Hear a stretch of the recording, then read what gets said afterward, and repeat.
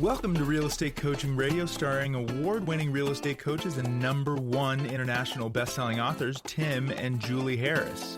This is the #1 daily radio show for realtors looking for a no BS, authentic, real-time coaching experience. What's really working in today's market, how to generate more leads, make more money, and have more time for what you love in your life. And now your hosts, Tim and Julie Harris. Welcome back. This is day 2. We are really drilling down on negotiating. And I think all of you will 100% agree that this is a perfect time to really become an absolute professional when it comes to negotiating. Negotiating is an art and a science, but really in a market like this, we're transitioning from the old reality to the new reality. What you're going to discover, it's not just about analytical facts and figures and CMAs and percentages and appraisers and all the rest of it. It's also a good bit about psychology. Your psychology, how you're thinking and you're acting, but also the psychology of everybody else involved in the transaction. And it's okay and normal for you to feel an unusually high amount of stress right now. I want to make that really clear. It is completely normal for you to feel a little bit more stressed out, not necessarily know why. What's happening is because we're going through this very noticeable transition in the economy, because we're going from what was to what is, and all the other things that are happening we talk about a lot in this podcast. You're going to feel not only yourself going through the process, but also everyone around you. Now, a strong suggestion to get your mindset in alignment with the person you want to be is you definitely want to be introspective about why you're feeling the way you're feeling. In other words, let's just start out with you're feeling the way you're feeling because maybe you're experiencing a higher level of financial stress, or maybe really what it is, and it's probably mostly what it is, everyone else around you is experiencing a higher level of financial stress, and it's causing uncertainty. It's causing them to be fearful. And what people have a tendency to do when they're feeling that way is they get mean.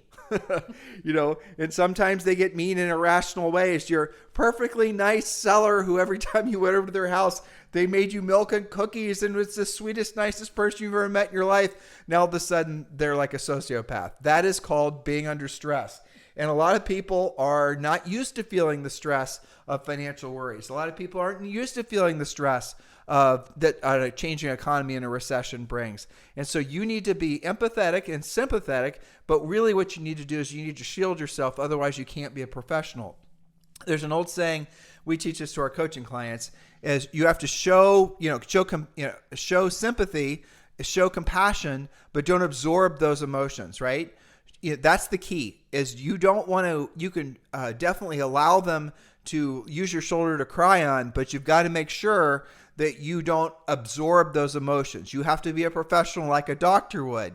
You need to learn how to have good bedside manner. And it all comes down to scripts. And what an amateur, non-professional real estate person will do, or really any professional will do, is they are going to allow themselves to absorb those emotions. And what happens is when you do that, you quickly burn yourself out, and because you don't have anything left for yourself or your family, you're not feeling, particularly motivated yourself. This is the reason you need to be introspective. So if you right now listening to me talk before we get to our first point, or you're feeling an extra level of stress, if you're feeling a little bit frayed at the edges, it's okay. It's normal. Okay. Start there. There's nothing wrong with you.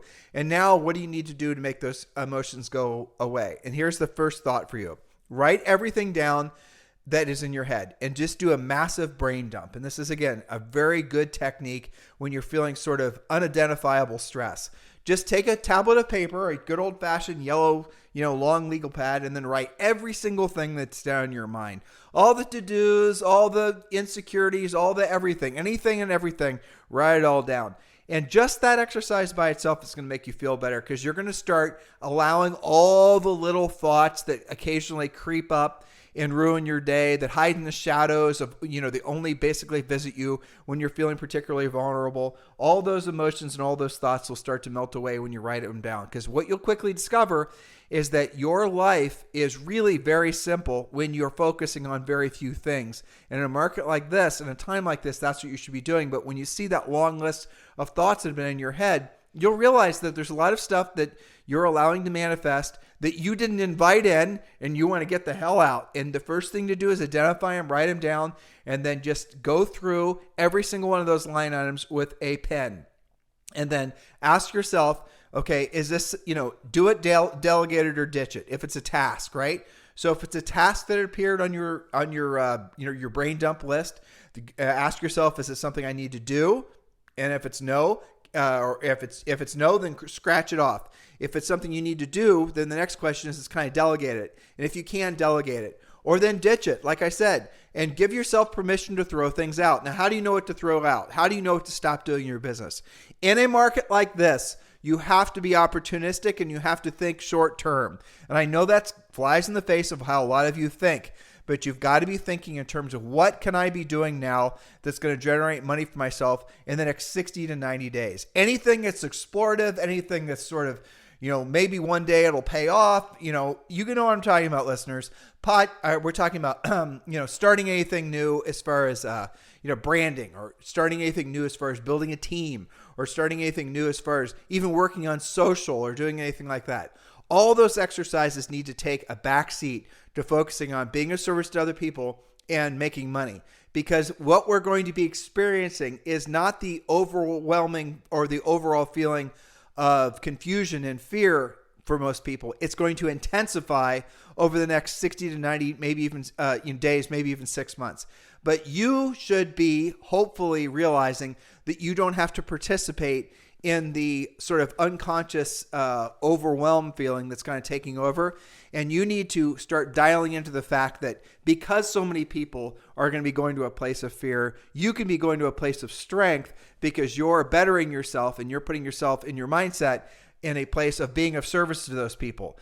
All your competitors are going to probably not know which direction to go. You need to put yourself in a position where you can be a leader. Start by leading yourself. And the best way to do that is start with that brain dump exercise. And then you're going to get that long list of things you wrote down to like 5 or 6 things. Then get those things done. And then what is your life? What would we prescribe your life to be? Focus in on 3 to 5 things that you're going to do every single day. And that should be your way that you're going to live for the foreseeable future.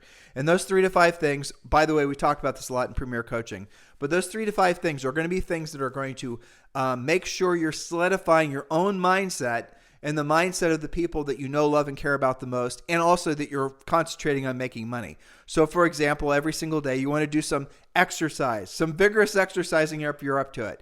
Next, you're going to want to show overt appreciation for everyone in your life that you know, love, and care about. Start with your family. If you don't have a family, start with your cat. By showing appreciation, it immediately makes you feel better.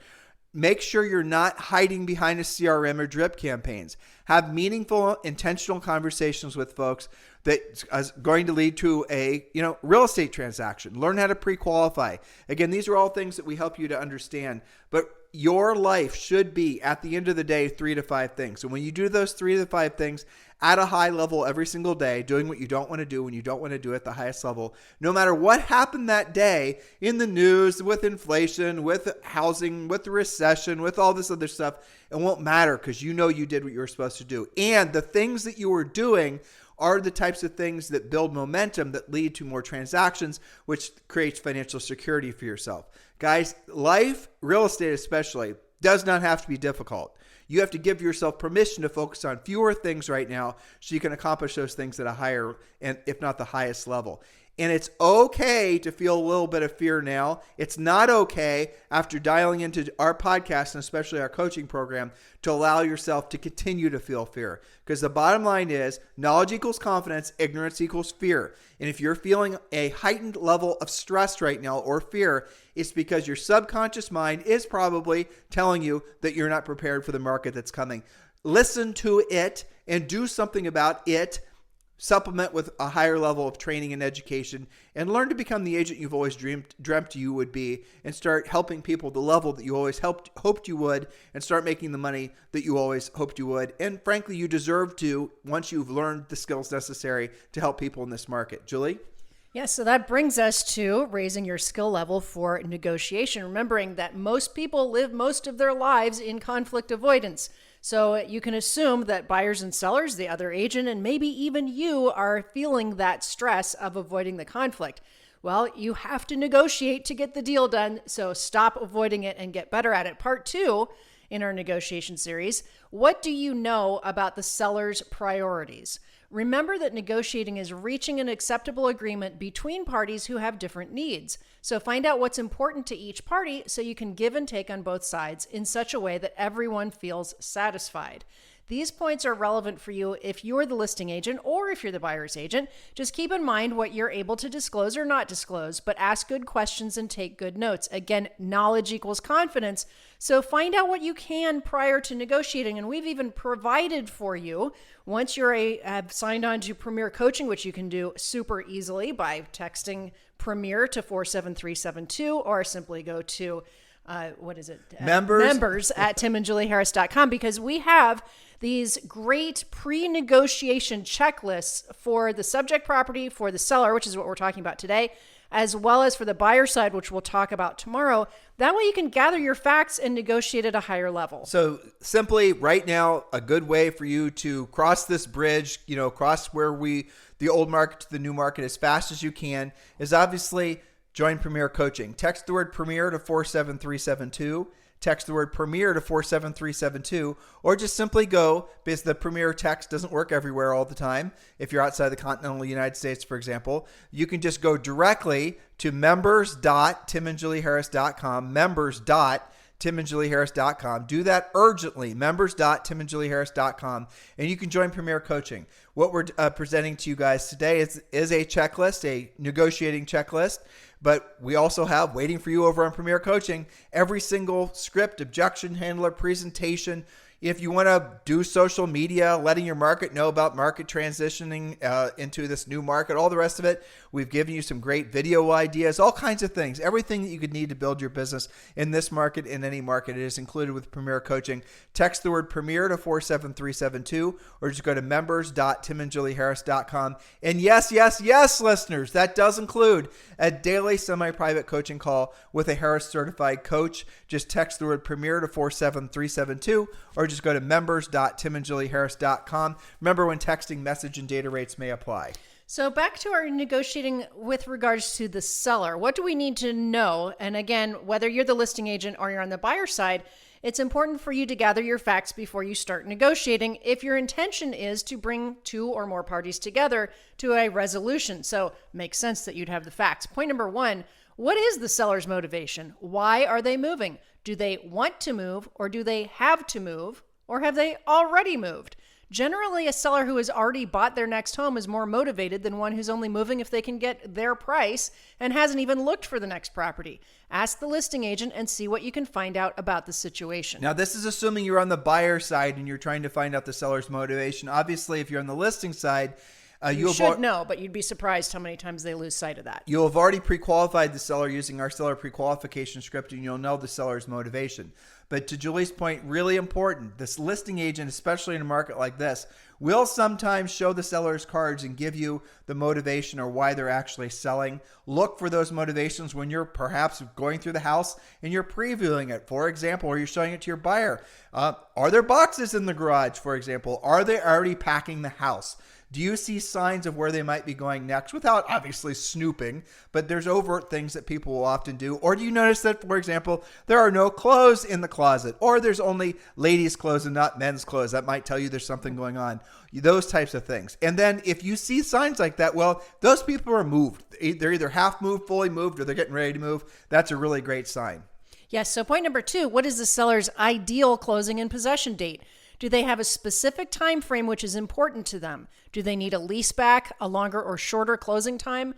Are they building or relocating, or have other concerns about how the timing will work? So for example, maybe you're working with a buyer and maybe you've done some comps and you're not so comfortable coming in over list or even at list, and you're going to come in a little bit low. Well, it would be wise to find out what else you can give the seller, like their possession date, their closing date, and meet their time frame if they're not going to get what they're thinking of as their price. 99% of the time, convenience of the move means more to the seller than money. And if you do exactly what Julie just said, and you call the listing agent and you find out what the seller's time frame is, and let's say other offers come in competing with yours, and those other offers are even for better financial terms to the seller, but you've given the seller, 60 days to close and 60 days after that to lease back or whatever the deal is, you will find they'll take your offer even if it's because why? It's not that they couldn't afford to move twice. They didn't want the hassle of it. Enter kids, enter pets, enter all the nastiness that goes along with moving.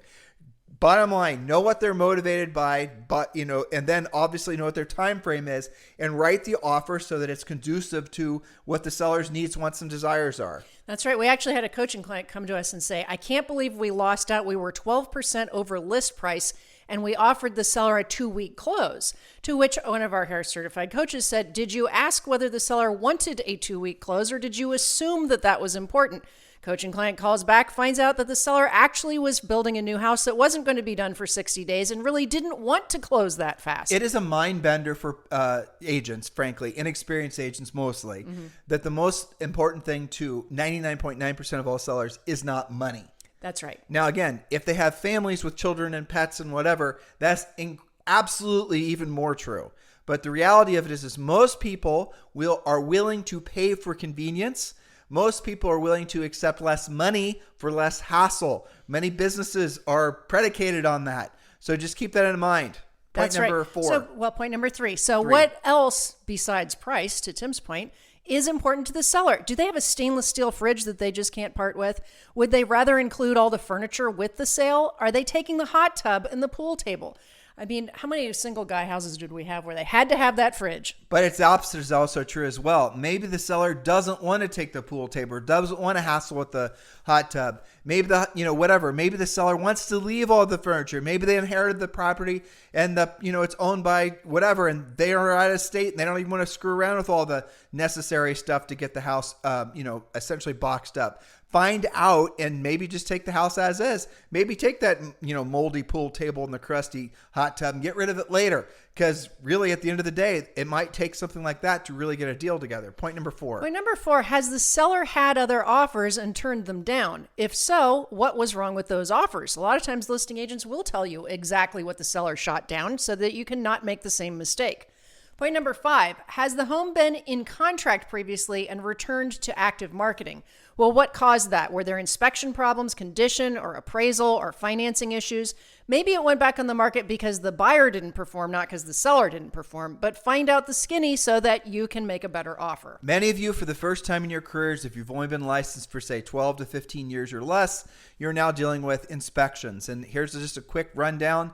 Your buyer goes in contract on a house. The buyer writes in the contract that they have a certain amount of time to get the house inspected. After the inspection happens, the buyer then has the ability to then ask the seller to fix anything that would be an unsatisfactory condition, usually having not to do with decorating and whatnot, but having to do with maybe an undisclosed condition issue, age of hot water tank, maybe is way past its prime, or, foundation issue or something like that.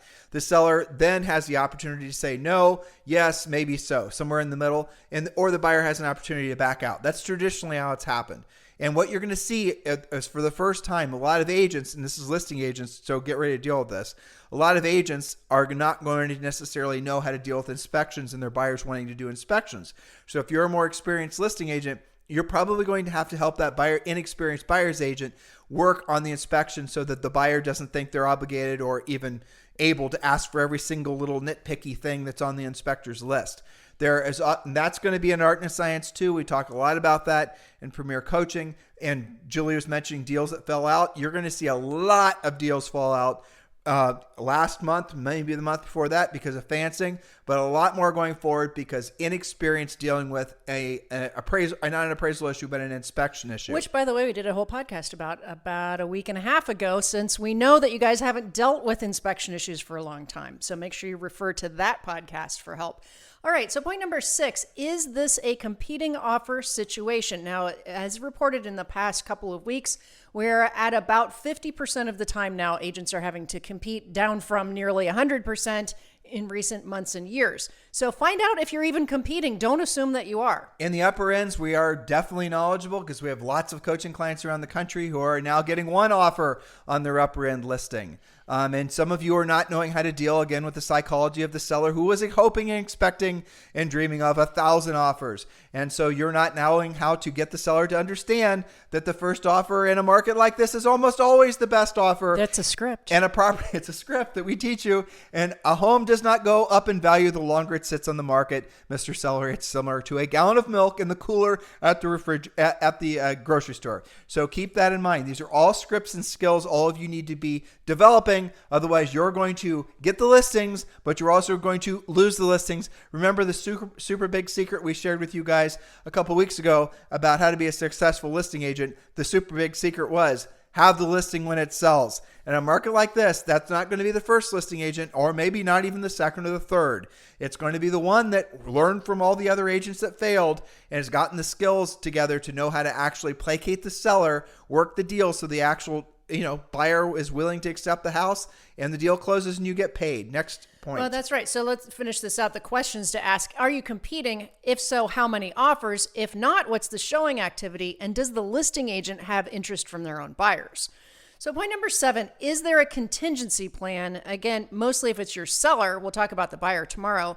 If it doesn't sell or doesn't sell for a certain price, is keeping the home an option for them? Or is this a must-sell situation? That is going to color your negotiation. Let me take a half step back. You said that asking the listing agent whether there's other offers. Mm-hmm. Inexperienced, amateurish agents are going to always say there's other offers to try to get you to entice your buyer to make a higher offer. What I would suggest is ask that question in the order in which Julie has written these questions. Ask first what's important to the seller. Get out of the listing agent what matters to the seller. Time frame, any sort of, what's included and what's not. Exactly. Get all that information and then ask how many, get some intel on if there's any competing offers. But ultimately, it doesn't matter if there's competing offers. And if you're dealing with a inexperienced listing agent, they're probably going to try to do everything in their power to lead you to believe there's competing offers so that you'll entice your buyer to write a higher offer. But really matters is the terms and conditions that the seller wants. So make sure you're really drilling down and asking those questions. And so, Julie, sorry for taking 2 steps back. Oh, no, that's okay. That was all of my points. Again, we have turned this into a simple fill-in-the-blank question and answer. It is a questionnaire, basically a pre-negotiating checklist so that you can be gathering all of your intel. When you're negotiating, remember that every situation is different. It's almost like you're figuring out the different pieces of puzzles and then you're putting those together to create the finished product, right? So we've got some pieces of puzzle from the seller. We've got some puzzle pieces from the buyer. We've got to make them link up so that this all makes sense. Not every situation is going to be the same. And again, this is different for most of you who have had a pretty specific negotiating pattern. Buyers got to waive virtually everything. You might even have to be as is. You're probably going to go at list or over list, just depends on how much. Then you're going to have to waive the appraisal and you're going to pray that you're the winning offer. That's been the recipe for a long time. And many of you, that's been your negotiating strategy. And then on the listing side, it's choose whatever looks like the best offer. Those times are changing, obviously. So we're rolling out these different techniques, tactics for you and strategies so that you don't get stuck in this shifting market not knowing what to do. So what we're looking at right now, what Julie has created for you, and this is day 2 of this, is our actual questionnaires. These are things that are designed for you to print off, and they're questions just like we've been presenting them to you. And you're then supposed to ask the questions, and you're then supposed to write in what depending on who you're using these questions. You're supposed to ask seller these questions, get the buyer these questions. You're supposed to go through this so you have a non-emotional, frankly, professional approach to actually negotiating the deal. Remember, I started out today's podcast and I was talking about that emotional angst that is omnipresent in everyone in every market, everywhere, right? There's this sort of cloud that's formed over. It's normal. It's natural. There's nothing wrong with you. We're all going through this together. Just start there. Again, if you're feeling a higher level of angst, you got to lean into this type of content, because when you are looking to cut through this sort of unbridled emotion that's causing you to feel fear, and the fear just leads you to complacency. The fear leads you to thinking that tomorrow is going to be worse than today. When you believe that tomorrow is going to be worse than today, what actions do you take today? Do you take actions that are going to make it so that tomorrow is worse than today, or make it so that tomorrow is better than today? What happens is if you get rooted and stuck in the muck of fear, you actually make the fear manifest going forward. So you make tomorrow worse than today. That is an interesting mindset approach. But the way to cut through the fear is with the knowledge. The way to gain the knowledge is using a checklist like this, asking questions, because then you're not reliant on emotion. It's very difficult to get people, when they're at a heightened state of emotion, to give you really clear, concise answers. But the only way you're going to get deals together is with clear, concise answers. That's what these checklists are for. So new Premier members, listen, these checklists, in the order in which we're presenting them, are waiting for you over on Premier Coaching. If you want to join Premier Coaching, do so urgently. Text the word Premier to 47372. Text the word Premier to 47372, or just simply go to members.timandjulieharris.com, members.timandjulieharris.com. This information, obviously a lot more, is waiting for you.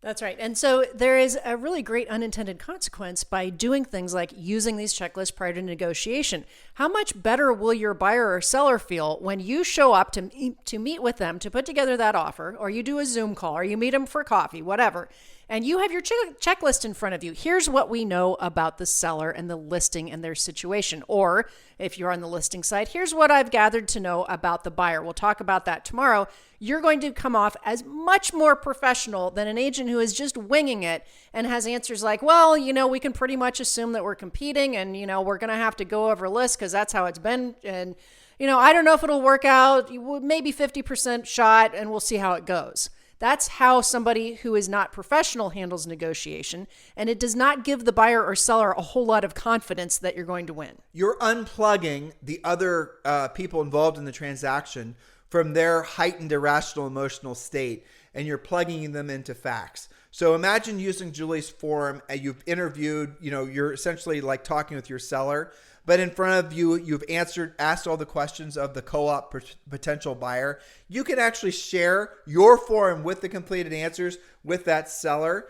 Can you imagine how much more comfortable and confident you're going to feel? Can you imagine how much more comfortable and confident they're going to feel, knowing that you're actually a complete professional in charge of the process? That is going to take them away from leaning into their fear, leaning into their heightened emotional state, because they're going to rely on your form. They're going to rely on, frankly, the black and white answers of what it's going to take to get the deal together. That's what it takes to actually transact at a high level in this marketplace. You need to feel compassion. You need to feel emotion without, you need to show emotion without actually absorbing their emotion. That is very difficult for everyone to do. It's very difficult for even the most grizzled veteran to do, but you have to do it. Otherwise, you're going to get stuck in their reality, and you're not going to have enough energy and enthusiasm for yourself, for your family, to transact, to help more people. Use this type of information. Lean into a professional system. That's what Premier Coaching is. Anything else you'd like to say, guys? Well, remember that knowledge is confidence and ignorance is fear. So if you're fearing negotiation, it's probably because you haven't worked on these skills. It might be because you've been winging it for a long time. And for some of you, you've gotten used to not being competitive. You lose time and time again. You're not sure why. Well, that's what we're trying to help you with. And on the podcast, this is kind of the 30,000-foot view. If you like what we're presenting now, you'll love coaching, because we don't just talk about it. We give you the actual tools for your toolbox. That way you can pull those out, you can use them, and you can get to the next level faster. Well, you get to role play the questions. You get to know how different ways a seller might answer the question. You then will learn more questions to ask based on what the seller, how they just answered. You'll start developing sort of like supernatural skills to read between whatever the sellers are saying, because what you'll discover is pretty much, for the most part, everyone buys or everyone sells for the same reasons. And so your brain will start forming new neurological pathways, but it's all really predicated on you having a script to follow, so you know what the conversational outline should be. And then once you've done it a few times, you start developing what's called a level of unconscious competence, where you don't have to think about what you're going to say and the order in which you're going to say it. You just become a professional. All of you have to get there if you want to last in this business. Speaking of which, we've been getting a lot of inquiries about our involvement with eXp Realty. Yes, of course, Julie and I are aligned with eXp Realty. And of course, we'd love to talk with all of you about joining Julie and I at eXp Realty. eXp Realty is absolutely positively made for a market like this. If you're ready to join eXp Realty and you've not chosen a sponsor, we would love the honor of being your eXp Realty sponsor. Just text me directly at 512-758-0206, 512-758-0206. And we'll have a conversation about eXp Realty. Also, look at the notes if you're over on YouTube or if you're listening to us on iTunes. Julie and I've also included a lot of links and other information about sources so you can get more information on eXp or any of our past podcasts or coaching programs. Guys, listen, do not fear this market, because here is really an interesting fact. The greatest fortunes of men and women have always been made during the greatest times of change. Like it or not, believe it or not, we are in one of those greatest times of changes now. What we're going to be entering into is going to be completely new for all of us. There's nobody that has all the answers, because there's not been this combination of things that have happened at any time in history before. So it's okay for you to feel a little bit, frayed at the edges. That's called normal. But what do you do to make that emotion go away? What do you do to make it so that emotion doesn't manifest itself in something much worse that becomes destructive for yourself and your family? You learn skills. Once you have those skills, you have confidence. And once you have confidence, you're going to see opportunity everywhere. Matter of fact, you're going to see more opportunity than there was in the previous market, because there is more opportunity, because so many other people, including your competitors, are not going to know what to do, thus creating more opportunity for you to be of service to other people. In the meantime, guys, thank you for continuing to make this number one listened to daily podcast for real estate professionals in the United States. If you're over on YouTube, please do subscribe to the channel. We're putting up a lot of YouTube-specific content. Help us to make the YouTube channel the number one real estate coaching and training YouTube channel, just like all of you have done with our podcast. Have a fantastic day. We'll talk with you on the show tomorrow. This podcast is a part of the C-Suite Radio Network. For more top business podcasts, visit c-suiteradio.com.